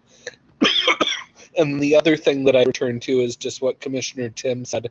I think it's worth mentioning the fact that doing things like this really has the potential to discourage citizen involvement in these kinds of issues. If the city is going to kind of not just once, but sort of develop this pattern of putting a whole bunch of work onto citizens who are selected by the city council, and then getting to the end of it with very relatively little engagement by city council and suddenly having them swing back and say, oh, we have buyer's remorse, we actually want to substitute our judgment for that of the citizens. I mean, I think that's going to make it harder and harder to find people who are willing to do this kind of work if they develop a pattern of that being sort of the inevitable end goal of it. So I think that it's maybe worth putting that in there of just saying it's really important to us and important to the success of the city of Portland to continue to have citizens feel like they are involved and supported in policy making. And we are worried that by sort of undermining this work before it's done, probably shouldn't say undermining, that's a bit of a strong word, but by not giving the work a fair chance, that that citizen involvement is going to be harmed by that. Thank you, Commissioner Casey. Commissioner Jumi? Yeah, I just want to, I guess, echo what, definitely I feel the same concern that you all do. As the most recent appointee to this body, when I went to city council, I've said, like, my goal here is to make sure that we pass the thing that the rest of y'all have put together. And if you don't want to do that, then you really shouldn't appoint me, right? Like, if you're gonna, like, this is why I'm here, is to help you all get this thing across the goal line. So that is explicitly what I asked of council when I was appointed, because I could sense some of those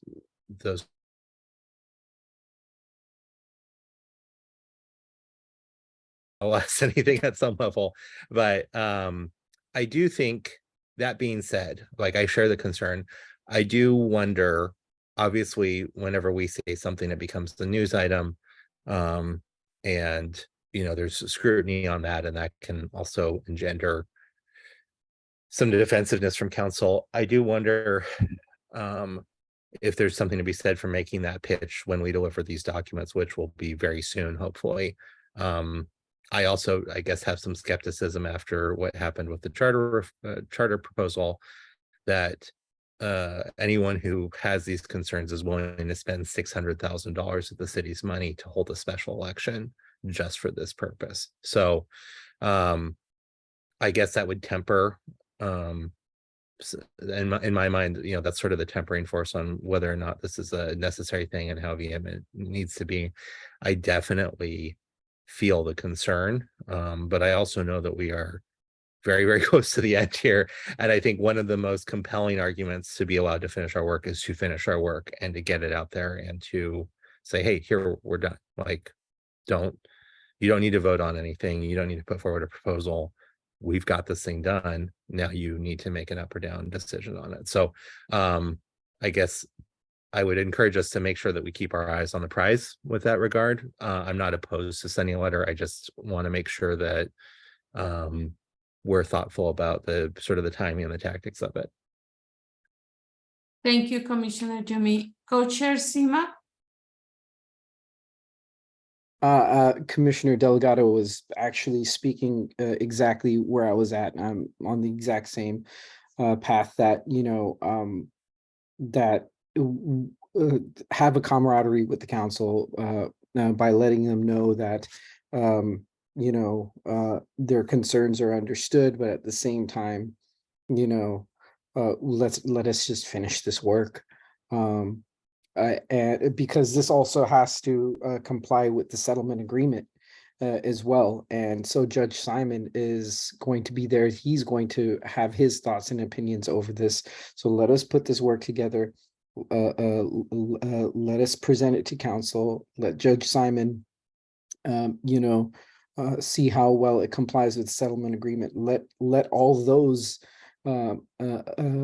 let us be viewed by all of the entire process as it is, including the public. And it's not like it's burning any time or anything. There are things there's time, there's proposals and amendments that can possibly be brought up, but I don't think there's necessarily a need to kind of rush to this stuff. Let us just finish our work. Thank you, Co-Chair Sima. Is there any additional comments? Yes, Co-Chair Dan? I already spoke a couple of times, but I just wanted to throw in a question to see what people think about this. Maybe it's too cheeky of an idea, but we could also suggest if they want to divert money to Portland Street Response, if they take that money out of the Police Bureau's budget, then the 5% that goes to the board will be a lower number. So the board won't be as expensive because the Police Bureau's budget will be smaller. So it's just an idea. You know, Commissioner Delegato, I appreciated every single thing you said until you said up or down vote. I don't think we should suggest that in any way, shape, or form. I think that they should vote to accept everything. And if they want to tweak one or two things, okay, well, let's come back and have a discussion about it, and we'll explain why we did what we did before they vote on it, and let the community weigh in before they change anything. I don't think we should encourage an up or down vote. Thank you. Thank you, Co-Chair Dan. Co-Chair Charlie? I totally agree with that, Dan. I kind of cringed when I heard that. But my thinking on first, I was like really skeptical about sending them something and the tone of it, because I don't want to ruffle their feathers right now, right? So I think like how can we be firm yet gentle in educating them, because sometimes it feels like they don't even know what's in the charter, you know, like and so I think it's really important to let them know what exactly is in there, and not just keep in mind the will of the voters, but the trust of the voters that you know, voted this in and wanted this. Yeah, the climate may be a little bit different, but nonetheless, 82% is nothing to bat an eye at, you know. So yeah, I think that's probably all I have to say about that. Thank you, Co-Chair Charlie. Yeah, Commissioner Monica. I want to support what Commissioner Charlie just said, that 82% holds a lot of strength in what we would say to the city council in this letter. If, you know, we've been tasked to put together something that reflects the will of the voters, and I think we are doing extremely well at that, and the will of the voters needs to be protected.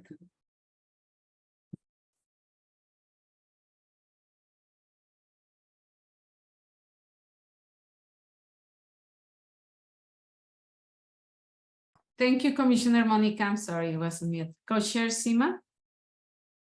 Yeah, so there's a couple ways to go about it. One feels a little bit adversarial and more direct. The other one just would sound like, you know, we're putting out a statement through the press simply because it's the way we're thinking right now. We're going to be talking to press pretty soon anyway. So just maybe putting out a letter or a statement that would be that would indicate, you know, what we're trying to do here, and directed at council. Again, you know, the two options I would see is either like, you know, putting a statement in directly to council, or direct it to council through media regarding this, but definitely having a strong position, but something that wouldn't necessarily be adversarial and triggering for them. Thank you, Co-Chair Sima. Commissioner Sophia. Yes, I just been listening and I wanted to make a suggestion. I know we're all trying to find the best way to approach. Give me 1 second, I'm sorry. I have some issues. Anyway, the best way to approach, my thought is this: first and foremost is to state the facts. You know, we know that it was approved by the voters. We know that there's a trust issue. We know that we've worked diligently, that we would like to be treated, and I would say respectfully and fairly, and allowing us to do our work. Not to prejudge our work, give us that opportunity to look over that. Just the facts. I think once the facts are set out, you don't have to really worry about the feelings of personal, I should say your personal feelings about what has happened. The facts will stand for themselves, and to just gently ask that they be honored what we had to do. So that's just my thought in particulars, and my battery is running very low, and we'll get off now. Thank you. Thank you, Commissioner Sophia. Commissioner Tim? Yeah, I guess, thank you, staff, for sharing that.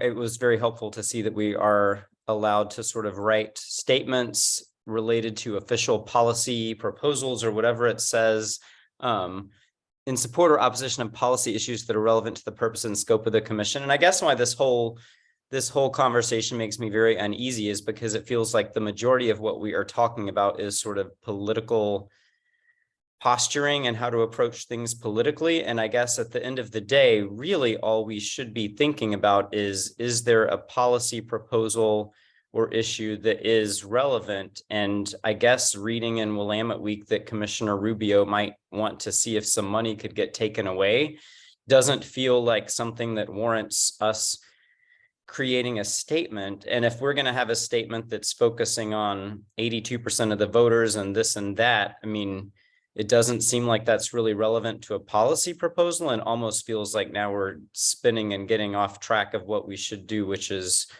finish our work and, you know, comment to them if they have a proposal. And if we think Commissioner Rubio's idea is enough that we should make a statement, maybe the statement should be very simple and just say that 5% is what was determined, and we feel like that's what's necessary based on what we've done so far, and that we would respectfully ask them to wait until receiving our full body of work before making any recommendations to adjust the budget. Thank you, Commissioner Tim. Staff?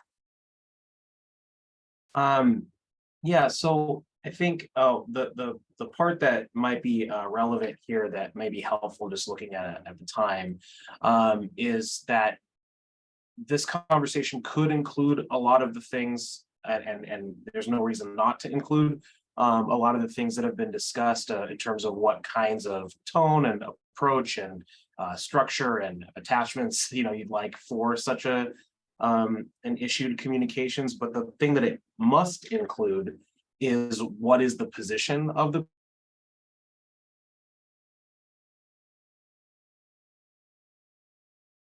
approved in the internal processes. So if you want something to happen that you could start considering as like draft text, which if you don't, that's totally fine as well. But if you do want anything like that by the, you know, any coming meeting, a prerequisite to that is effectively saying the position of the PAC is this verbally, whatever this may be. And if that is in fact the case, then co-chairs and staff could put together something for members to react to, adjust, tweak, change direction of completely, and eventually decide whether or not to approve it. And that might be that's sort of a prerequisite. It's not required that you do any of this, but if you want to do it, that might be helpful. And then the other thing is a potential change to the actually, no, I think that was covered already. Never mind. Thanks. Thank you, staff. Co-chair Dan?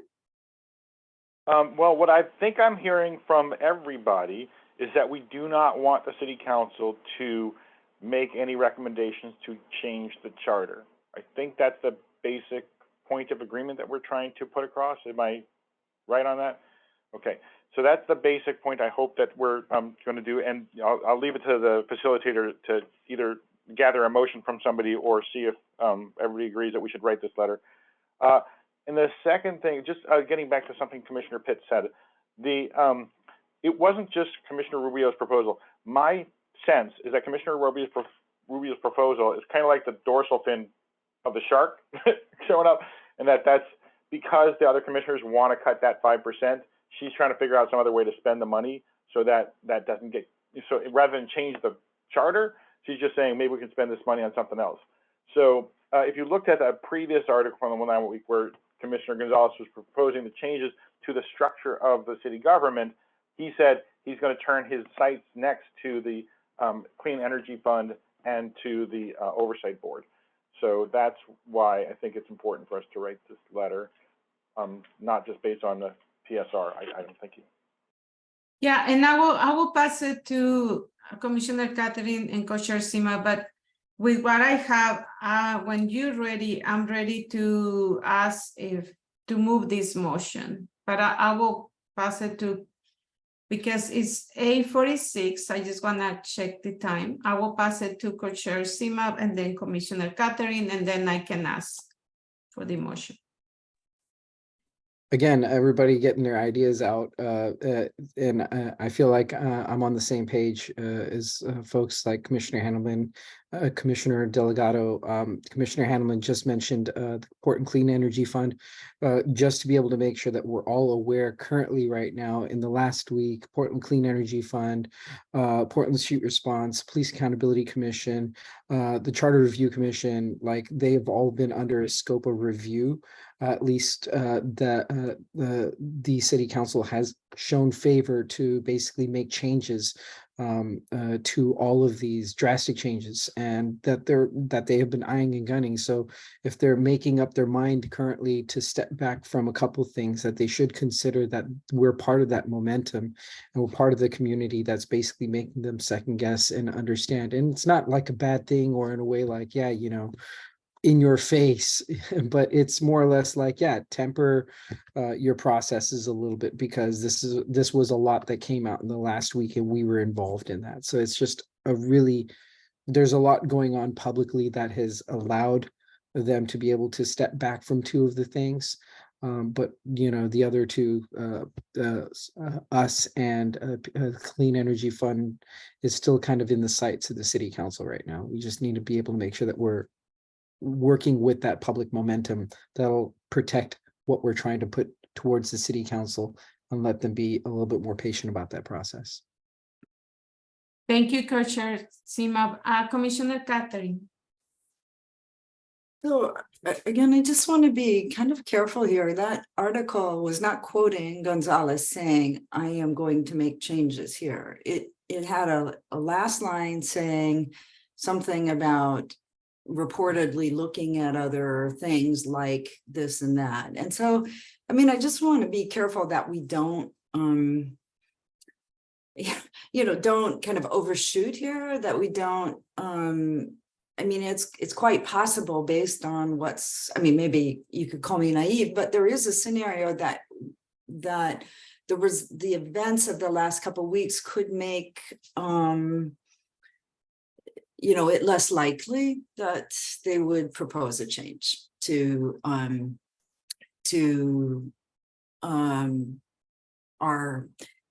charter. And then we're responding to a report in a Willamette Week article as opposed to a direct quote. I guess I just want to be careful that we don't imply an intention that hasn't fully been stated and in some ways make it so by reacting to it. So I guess all that's to say, while I think it may be a smart thing to respond, I think the wording it matters a lot. And I think we need to be careful not to form an idea that is not yet fully formed, if that makes sense. Thank you. Thank you. I will pass it to Commissioner Casey. Yeah, really just wanted to speak up and agree with Commissioner Dan and Commissioner Catherine. I think if we're going to make a statement, I think it should be completely agnostic as to what counselor we are addressing, what proposal we are addressing, anything like that.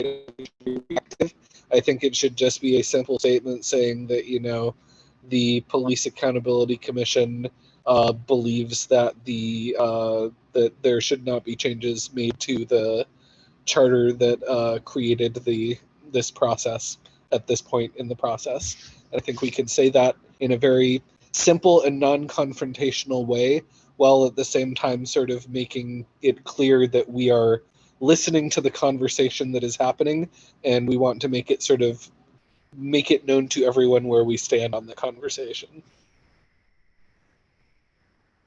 Thank you, Commissioner Casey. Before I pass it to staff, let me ask the question. And I think, okay, this is the question I'm gonna ask. Is the PAC comfortable taking the position that they do not want the council to propose any changes to the charter section for a community police oversight board, and ask staff to work with the co-chairs to prepare a draft for the PAC to consider approving at a future meeting? Can you raise your hand if you think you're comfortable with that? Yes. Thank you. Okay. Thank you. I will pass it to staff.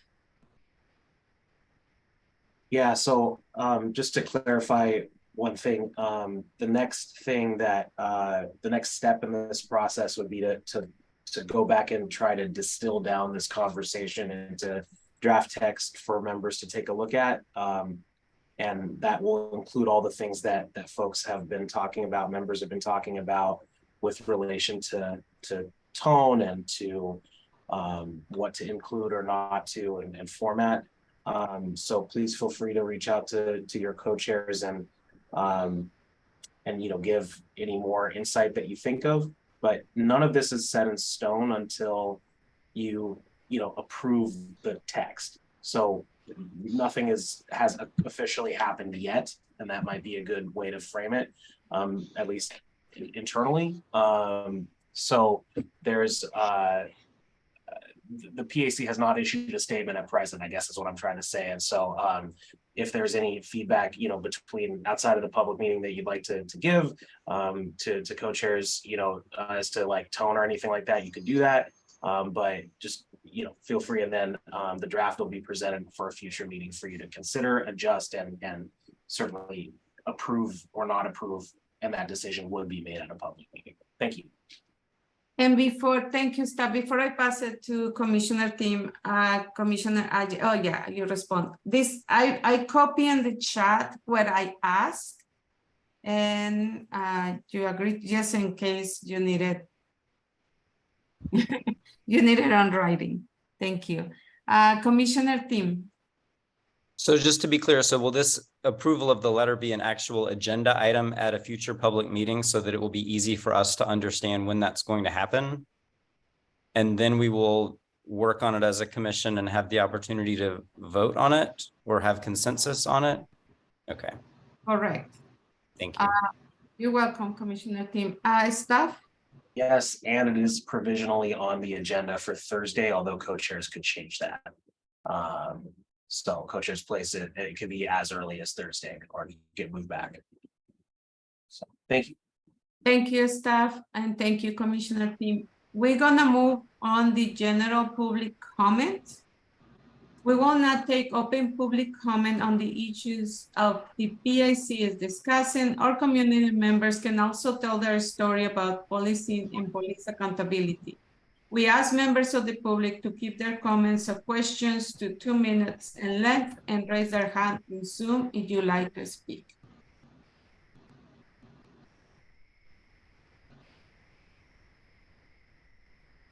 I don't see anyone. Okay, let's continue. Our next item in the agenda is next steps. And I will pass it to co-chairs. Hi, this is Co-Chair Dan Handelman again. This is my part. So then now we're into member curiosities, which where you can bring up a question or a comment or something else that you want to just say. You only get up to a minute to talk, and I don't know. We don't necessarily are. We're not necessarily going to be able to answer questions, but I think we generally start with questions and then move on to comments and suggestions. I'm not sure what the entire time for this section is either, but there's a limit to it. So does anybody have a member curiosity for today? This is usually where I raise my hand, but I'm not today. Thank you, Co-Chair Dan. I will now open to suggestions, follow-ups, or anything you want to share. Does anyone have any member curiosity? Yes, Commissioner Yumi and then Commissioner Catherine. Thanks, Victoria. Yeah, I just had one question, and it's quite possible you all have already addressed this before I joined, but every couple of meetings we get public comment asking us to create a budget oversight committee, and I'm just wondering, was that something that we decided should be addressed in the bylaws of the new body, or is it just something that we didn't have the time or scope to address in this work? Thank you, Commissioner. Let me, before they ask you this, if there's answer to your question, I will pass it to Commissioner Catherine. Thank you. Commissioner Catherine? Yeah, my question was just about the Commanders Association. I was thinking they were on our list of things, of people we needed to talk to, and I know we had them on our agenda for our meeting, and they dropped off, and I just wondered if we are trying to work them back in the next few weeks. Thank you. Thank you, Commissioner. Okay, who will answer the two questions? Co-chairs or you? Co-chairs, if you want to try to whatever I'm happy to fill in more after you if that's helpful. But yeah. Thank you. Co-chairs, would you like to answer the question? Co-chair Dan? Well, I think I can partially answer question one by I'm going to turn it to staff for question two. So question one about the budget advisory committee. I think what we did was you put that into the garden plot for a future discussion, because we've heard it, as you said, many times, and it is, it may be relevant to this discussion with City Council. But I think the feeling that I got is that people wanted to not necessarily put that into our proposal of City Council, but I think it's still on the floor, but staff can correct me if I'm wrong. Yeah, just to add to that is correct that it was put into the garden plot. I can't speak to or speculate as to anyone's feelings either which way, because I don't recall that I know anything with relation to that. So, but if it were to be put in, it seems like it would likely have gone into oversight staff, because that's the document that talks about the budget process.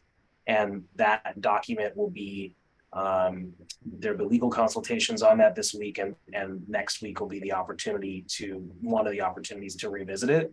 So it's not, there's been no decision either which way on it at all.